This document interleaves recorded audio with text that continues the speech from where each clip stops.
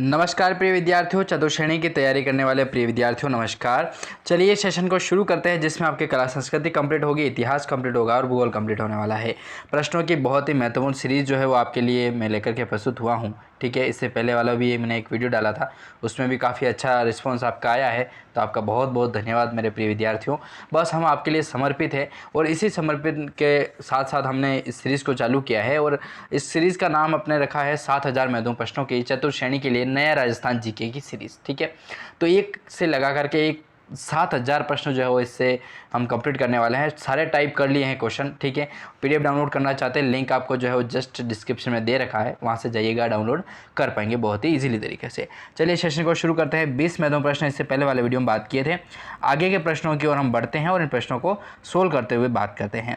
चलिए 21 नंबर का प्रश्न आता है अपना यहाँ से कि घटियाला का जो शिलालेख है दोस्तों, उसके रचयिता और उत्कीर्णकर्ता जो है वो क्रमशः कौन माने जाते हैं। तो देखिए, रचयिता का नाम आता है दोस्तों मग का। ठीक है, कभी माग मग जो भी नाम आता है वो है। और यदि इनके उत्कीर्णकर्ता के बारे में बात करें तो कृष्णेश्वर का नाम आता है, जो काफ़ी इंपॉर्टेंट होने वाला है। ठीक है, कृष्णेश्वर उत्कीर्णकर्ता हैं घटियाला के शिलालेख के। ठीक है, चलिए अगला प्रश्न देखिए 22 नंबर का। तो प्रश्न है आपका कि सारणेश्वर प्रशस्ति जो है वो कहाँ से लगी मिली है दोस्तों। तो सारणेश्वर शिवालय से जो है इसका संबंध रखा गया है। ठीक है, इस तरीके से प्रश्न बनते ही बनते हैं, तो याद रखिएगा आप भी।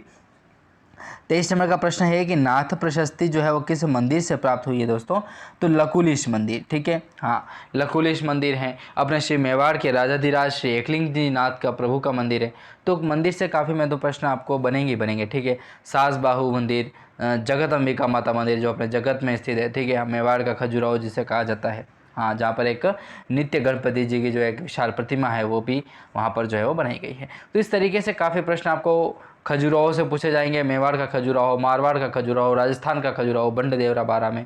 इस तरीके से बहुत सारे प्रश्न जो आपको घुमा फिरा करके पूछे जाएंगे। लेकिन यदि आप हमारे साथ जुड़े हैं और यदि हमसे आप आशा करते हैं कि हम अच्छा पढ़ पाएंगे, तो हम आपके लिए 100% समर्पित है दोस्तों। ठीक है, ऐसी मेहनत हम हज़ारों करने के लिए तैयार है। यदि आपका रिस्पॉन्स अच्छा आता है, आपका सपोर्ट अच्छा रहता है तो ही, ठीक है ना, क्योंकि हमें आप जानते नहीं अभी परिस्थिति के हिसाब से क्या कहूँ मैं आपको, लेकिन जो भी है सब बढ़िया है, प्रभु की कृपा से सब बढ़िया है। चलिए प्रश्नों की ओर बढ़ते हैं फालतू बात ना करके। 24वां प्रश्न है, कभी कभार क्या है हम भावनाओं में बह जाते हैं। 24वां प्रश्न है आपका कि नाथ प्रशस्ति के रचयिता जो है दोस्तों वो कौन है। तो आम्र कवि नाम आता है। नाथ प्रशस्ति के रचयिता कौन है। तो आम्र कवि जो है वो नाथ प्रशस्ति के रचयिता होने वाले हैं। 25वां प्रश्न है अपना कि हर्षनाथ की प्रशस्ति में किस राजवंश का जो है वो वर्णन मिलता है दोस्तों।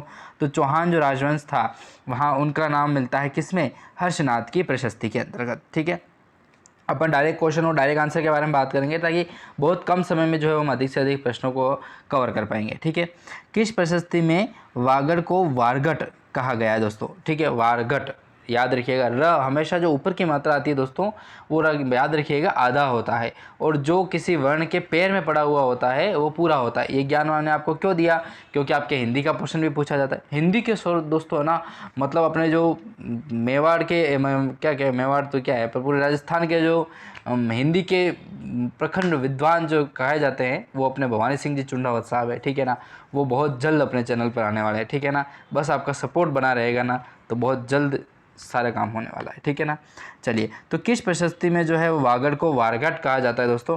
तो हर्षनाथ प्रशस्ति जो है वो वहाँ पर इसका राइट आंसर होगा। 27वां प्रश्न देखें कि किस लेख में परमाणु की उत्पत्ति ऋषि वशिष्ठ के आबू यज्ञ से बताई गई है दोस्तों। तो किराड़ू के जो लेख हैं वो इसका आंसर होने वाला है। तो ऐसा कौन सा ये विलेख है जहाँ पर परमाणु की उत्पत्ति ऋषि वशिष्ठ के आबू यज्ञ से जो है वो बताई गई है। तो किराड़ू के लेख होने वाले हैं इसका राइट आंसर।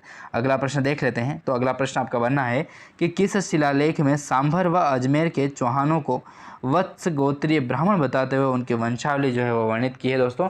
तो बिजौलिया शिलालेख याद रखिएगा, बिजौलिया शिलालेख, हाँ, बिजौलिया किसान आंदोलन भी है। ठीक है ना, तो काफ़ी चीज़ें मतलब एक पॉइंट से यदि देखें ना तो एक शब्द से आप चाहें तो बहुत सारे प्रश्न जो है बना सकते हैं।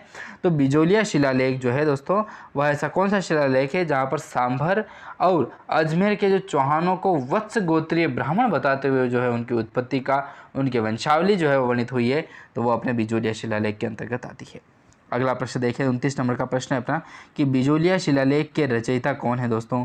तो गुणभद्र का नाम आता है। गुणभद्र जो हैं वो बिजौलिया शिलालेख के रचयिता होंगे। ठीक है, आपको दोस्तों ये पूरी PDF है ना मैंने प्रोवाइड करवा रखी है हमारे ऐप पर, जल्दी से जाइए डाउनलोड कीजिएगा। अगला प्रश्न देखिए 30 नंबर का प्रश्न है अपना कि बिजोलिया लेख में बिजोलिया के आसपास क्षेत्र को जो है वो क्या कहा गया है दोस्तों, तो उसे उत्तमाद्री के नाम से जाना जाता है। उत्तमाद्री नाम आता है। तो बिजोलिया जो लेख है उसके अनुसार जो बिजोलिया का जो आसपास का क्षेत्र है उसे उत्तमाद्री के नाम से जाना गया है। 31वां प्रश्न देखें तो बिजोलिया शिलालेख के किस नदी का जो है वो वर्णन मिलता है। देखो बिजोलिया शिलालेख से 3-4 बातें मैंने आपको बताई थी, ठीक है। रचयिता कौन है, तो गुणभद्र का नाम आता है। लेख में जो है वो आसपास के क्षेत्र को क्या कहते थे, तो उत्तमाद्री के नाम से जानते हैं। और बिजोलिया शिलालेख में जो है वो किस नदी का जो है वो वर्णन मिलता है अपने को, तो कुटिला नदी जो है उसका वर्णन मिलता है बिजोलिया अभिलेख में, ठीक है। तो देखिए कुटिला नदी, अब बहुत जने आपको पता होगा कि ऐसे प्रश्न आपको कहीं ना कहीं क्या मतलब कहीं नहीं सुना होगा आपने, ठीक है ना। कुटिला नदी, अब पूछ लो किसी स्टूडेंट से भाई साहब की कुटिला नदी कहाँ पर है, पता ही नहीं पाएगा कि राजस्थान में है कि आउट ऑफ राजस्थान है। तो इस तरीके से प्रश्न बनते हैं, कुछ मिला के आपको याद रखने पड़ेंगे। 32वां प्रश्न है आपका कि प्रतिगण से क्या आशय है दोस्तों, तो प्रतिगण का अर्थ जो होता है वो होता है कि ग्राम समूह की एक बड़ी इकाई होती है प्रतिगण, ठीक है। 33वां प्रश्न है कि किस शिलालेख में वर्णित है कि किस वासुदेव ने अहिछत्रपुर जो आपका नागौर में स्थित है उसको अपनी जो है वो राजधानी बनाया था। तो बिजोलिया शिलालेख में ही इसका उत्कीर्ण किया गया है, इस बात को लिखा गया है कुल मिलाकर के, ठीक है। तो इस तरीके से काफ़ी प्रश्न बनते हैं दोस्तों। तो अच्छे से आप याद करने का प्रयास कीजिएगा कि किस शिलालेख में जो वर्णित वासुदेव ने जो है वो अहिछत्रपुर नागौर में एक अपनी राजधानी बनाया था उसको बताया गया है, तो बिजोलिया अभिलेख में नाम आता है। 34वां प्रश्न देखें तो प्रश्न है आपका कि किस अभिलेख में आबू के परमारों की वंशावली दी गई है, तो नेमिनाथ का नाम आता है। 35वां प्रश्न है अपना कि चिरवा का अभिलेख जो उदयपुर में है उसमें उत्कीर्ण किया गया है किसको, पार्श्वनाथ जी को, ठीक है। पार्श्वनाथ जी, चिरवा का अभिलेख उदयपुर को उत्कीर्ण किया गया है पार्श्वनाथ, ठीक है। 36वां प्रश्न देखें तो प्रश्न बनता है आपका इंपॉर्टेंट कि श्रृंगी ऋषि का अभिलेख कहाँ से प्राप्त हुआ है। श्रृंगी जो ऋषि थे उनका अभिलेख भी प्राप्त हुआ है दोस्तों, लेकिन कहाँ से, तो अपने मेवाड़ से प्राप्त हुआ है, ठीक है। और मेवाड़ के राजाधिराज की बात करें तो अपने प्रभु श्री एकलिंग नाथ हैं और श्रीनाथ जी नाथद्वारा वाले, ठीक है। सांवरिया सेठ भाई साहब क्या कहना, अफीम के देवता 2 नंबर का पैसा बहुत आता है भाई साहब सांवरिया सेठ के बारे में, ठीक है। बहुत चर्चा है सांवरिया सेठ का, तो क्या ही कहना, बस सांवरिया सेठ है। कभी आपको लगे ना कि यार कुछ नहीं हो रहा है अब क्या करें, बस चुपचाप बैठो और नाम लेने लग जाओ, जय श्री सांवरिया सेठ, जय श्री सांवरिया सेठ, सब कुछ सब होगा, सही होगा दोस्तों, ठीक है ना। चलिए अगले प्रश्न की ओर बढ़ते हैं। प्रश्न आपका 37वें नंबर का कि चित्तौड़ के शिलालेख प्रशस्ति का जो है वो रचनाकार कौन था, तो चरित्ररत्न गणी, हाँ चरित्ररत्न गणी जो है वो चित्तौड़ शिलालेख जो प्रशस्ति है उसके रचनाकार माने जाते हैं चरित्ररत्न गणी। अगला प्रश्न है 38वां देखिए, किस शिलालेख में मोकल को सपाद लक्ष्य का विजेता एवं न्यायप्रिय शासक जो है वो बताया गया है। ऐसा कौन सा शिलालेख है जिसमें मोकल को जो है वो सपाद लक्ष्य का विजेता और न्यायप्रिय शासक बताया गया है, तो चित्तौड़ का शिलालेख जो है इसका राइट आंसर होने वाला है। बहुत ही मेहनत से याद कीजिएगा इस प्रश्न को, ठीक है। चित्तौड़ का शिलालेख, किस शिलालेख को मोकल को सपाद लक्ष्य का विजेता न्यायप्रिय शासक, चित्तौड़ का शिलालेख आपको याद रखना है, ठीक है। हाँ तबीयत अभी थोड़ी नरम ही चल रही है, मान के चलिएगा कि प्रश्न सोल्व करा रहा हूँ लेकिन बहुत बड़ी बात है, ठीक है ना दोस्तों, आपके लिए और मेरे लिए बहुत बड़ी बात है, ठीक है। आप तो यार क्या कि मैं पढ़ाई करने वाले स्टूडेंट हो। चित्तौड़ की प्रशस्ति में प्रचलित किस प्रथा का जो है वो वर्णन मिलता है, तो बहु विवाह जो प्रथा है दोस्तों उसका वर्णन मिलता है चित्तौड़ की प्रशस्ति में। प्रचलित जो प्रथा है उसका नाम है बहु विवाह प्रथा, ठीक है। अगला प्रश्न है बहु विवाह प्रथा, बहु वो वाली बहु नहीं है भाई साहब इधर, ठीक है ना, वधु बहु नहीं, बहु मतलब एक से अधिक, बहुत विवाह करना, बहु विवाह प्रथा। अगला प्रश्न है किस प्रशस्ति में बापा और कालभोज को अलग अलग बताया गया है, तो राणकपुर प्रशस्ति का नाम आता है दोस्तों, ठीक है। क्या याद रखोगे इस प्रश्न को, तो लेकिन याद रख लिएगा, ठीक है।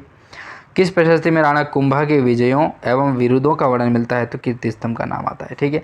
कीर्ति स्तंभ इसका राइट आंसर होने वाला है।